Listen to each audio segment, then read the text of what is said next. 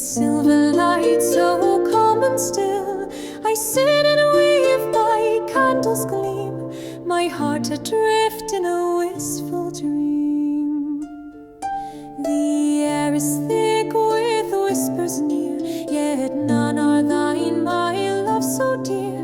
The stars above. Calendrier de l'Avent, 23e jour, mon Dieu, plus qu'un jour avant de déballer les cadeaux de Noël, 2 jours peut-être. Alors nous allons parler ce soir du rôle de la rectification horaire dans l'astrologie spirituelle. Rectification horaire, ça veut dire qu'en fait on vous rajoute une poignée de secondes ou 4 minutes dans votre thème et que tout à coup, en fait vous vous dites mais voilà, mon monde change complètement. Alors la rectification horaire, en vérité, mon professeur d'astrologie me disait toujours que c'est la boucle finale du système. Vous voyez, l'adage dit quoi? Nul ne peut connaître son heure natale exacte avant l'heure de sa mort. Ah oui, c'est ballot parce qu'on n'a plus rien à en faire, en tout cas en tant qu'astrologue, une fois qu'on est mort. Alors ce que ça signifie, c'est que les événements de notre vie se dévoilent peu à peu et dévoilent peu à peu les secrets contenus en fait dans l'heure de naissance exacte au fur et à mesure de notre vie. Donc on peut infiniment rectifier son heure natale. Alors on va tout de suite basculer dans un symbolisme très profond puisque si vous voulez techniquement un astrologue peut rectifier une heure natale mais il va le faire si vous voulez à travers des événements et l'intérêt si vous voulez c'est pour nous d'arriver à comprendre ça en astrologie spirituelle. Donc ça veut dire qu'au fur et à mesure que nous avançons dans l'existence, nous sommes également à même de redonner une place et un sens à tout ce qui nous arrive. C'est-à-dire que, au fond, si vous voulez, tout se passe comme si on avait au début une toute petite vision du tableau, voilà, et qu'au fur et à mesure, notre vision s'agrandit. C'est-à-dire que avancer en âge, je ne sais pas si ça vous fait la même chose, mais avancer en âge, si vous voulez, c'est quelque chose qui est incroyable parce que ça nous permet en fait de comprendre et de découvrir des choses qu'autrement, en fait, on n'aurait pas vues. C'est-à-dire que, en tout cas, moi, ce que je constate, c'est que plus j'avance, plus je comprends de choses. Et ça, c'est extraordinaire. Et effectivement, en fait, ça permet de changer la qualification et le jugement que nous portons sur les événements de notre vie. C'est-à-dire que ça permet en fait de relire en arrière les choses au fur et à mesure. C'est-à-dire que chaque année qui passe, nous allons en fait avoir une autre interprétation sur tous les événements clés qui nous sont arrivés. Donc rectifier son heure natale, symboliquement, astrologiquement parlant, ça veut dire être capable de faire face à la nouvelle vérité profonde que nous sommes en train de découvrir, c'est-à-dire que nous sommes en train d'incarner ou de déployer. C'est-à-dire qu'à chaque fois qu'on vit quelque chose d'important dans notre vie, en fait, on est capable d'une certaine manière d'adjoindre une explication différente en fait à ce que nous avons vécu précédemment. Ça veut dire que nous transformons véritablement le passé qui transforme son passé, transforme son conditionnement et donc transforme son avenir. Donc plus en fait on va d'une certaine manière être dans un travail d'acceptation, de transformation, d'accueil, d'amour en fait profond de tout ce qui nous est arrivé et si vous voulez de compréhension que tout est juste à la bonne place et que ça touche, dévoile du sens et on va dire se pose on va dire en petites graines pour nous permettre de comprendre des choses, plus on va se déployer. Donc si nous sommes en fait en capacité de faire face à tous les mystères de notre avenir, savoir et anticiper les retournements est quelquefois ce qui nous met à terre. C'est-à-dire que dans l'autre sens, si vous voulez, si on se dit, vous voyez, dans 1 an, dans 2 ans, dans 3 ans, il va vous arriver ça, et ben c'est quelque chose qui peut être très difficile à comprendre. C'est-à-dire que, en fait, l'idée, si vous voulez, c'est que si nous sommes capables de tout mettre en perspective sans plus rien prendre comme une impasse ou un dernier acte, alors on est capable d'avoir une véritable conscience. Alors que si vous voulez, dans la vie, on est un petit peu comme celui qui vit chaque dernière étape, chaque dernier épisode. Vous voyez, c'est comme si on regarde une série sur Netflix en se disant « Ah, mais je peux plus aller plus loin, c'est trop horrible, là, c'est terminé ». En fait, si vous voulez, en tant que téléspectateur, alors c'est un mot vieux, mais moi je suis vieille, en tant que spectateur, en tout cas de quelque chose, ça veut dire quoi? Ça veut dire qu'en fait, on a confiance qu'il y aura une suite. Pourquoi on n'a pas confiance qu'il y aura une suite dans notre vie, en fait? C'est ça qui est intéressant, c'est-à-dire que dans notre vie, on se dit c'est un mur, c'est une impasse, c'est terrible, voilà, tout s'arrête là. Alors que vous voyez bien comme il y a du suspense et des rebondissements dans les séries télé, c'est exactement pareil en fait dans l'existence. C'est-à-dire que d'une certaine façon, la position de témoin ou de sage, c'est de savoir que ce n'est pas le dernier acte et qu'en fait, plus on va avancer, plus on va comprendre des choses sur les premiers épisodes de la série. Donc cette conscience, si vous voulez, que tout est chapitre et que rien n'est si grave ni déterminant qu'on le pensait, et que les impasses, les vraies, sont avant tout celles qu'on décide. Ça donne une force énorme, c'est-à-dire de se dire « Ah, je n'irai pas plus loin ». Pourquoi ? On peut continuer de marcher.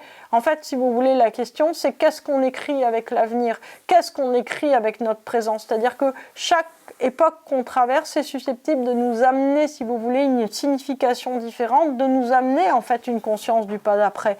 Donc un des enjeux, si vous voulez, de l'astrologie serait de devenir celui qui peut avoir conscience de ce qu'il est venu endurer sur Terre, accomplir et vivre à travers tous les événements qu'il va traverser et s'en rendre maître. Donc ça c'est intéressant parce que en fait, vous savez, moi j'ai souvent des gens, alors je fais beaucoup moins de consultations maintenant, mais j'ai souvent des gens qui veulent savoir leur avenir, savoir si quelque chose va arriver comme ils le veulent. Mais quelque chose arrive comme ils le veulent et 5 ans après, ça va se défaire. En fait, si vous voulez, la vie est un retournement constant, une impermanence constante. Donc en fait, si vous voulez, chaque fois, d'une certaine manière, que quelque chose se déroule comme on le veut, il faut savoir que quelque chose va se dérouler autrement que ce qu'on veut. Et qu'est-ce que c'est ça, sinon le déroulement même de l'existence ? En fait, on imagine très bien le pouvoir ou la force de cette capacité de surplomb qui permettrait en fait de voir et de comprendre en accéléré tous les événements de notre vie et ce que chacun donne. On imagine, vous voyez, qu'on est dans un bord de notre vie, vous voyez, comme si c'était un bord temporel et qu'on pouvait dire « Ah, bah là, je me marie, j'ai un enfant, je divorce, ah bah je fais une deuxième rencontre, la deuxième personne meurt, ah bah j'en fais une troisième, j'ai un enfant, je divorce, ah bah j'en fais une quatrième, je pense que ça sera pas durable, mais c'est durable, mais mince, j'en veux plus, je veux quitter cette personne. » Waouh! Et en fait, si vous voulez, nous, ce qu'on a, en fait, on est vachement, qu'est-ce que je veux dire, engagé et prime sautier, puisqu'à chaque moment, si vous voulez, on est super bon, en fait, on est super bon acteur parce qu'on s'identifie complètement, on se dit, mais c'est un désastre, mais là, je vais faire un burn-out, mais là, je vais le tuer, mais là, je l'aime, je veux le retrouver, ou au contraire, mon Dieu, je suis désespéré. Ouf! En fait, chaque étape de vie commence, quelque chose s'ensuit, les conséquences positives et négatives, la fin, les destructions, tout, d'une certaine façon, s'enchaîne infiniment. Donc, en fait, moi, ce que je me dis souvent, vous voyez, quand j'ai des gens en consultation qui vivent des premiers émois d'une histoire d'amour en se disant « mais est-ce qu'il m'aime, est-ce qu'elle m'aime, etc. » Quelquefois, vous savez, je feuillette un peu le livre du temps et je me dis « tiens, en fait, l'histoire, elle va se défaire. » Donc, après avoir été magnifique, la conscience des déchirements dans laquelle elle va se finir va être là. Et en fait, en tant qu'astrologue, on voit aussi très bien s'écrire cette suite, même dans, j'allais dire, les débuts de quelque chose. Et d'une certaine façon, si vous voulez, ça rend très paisible.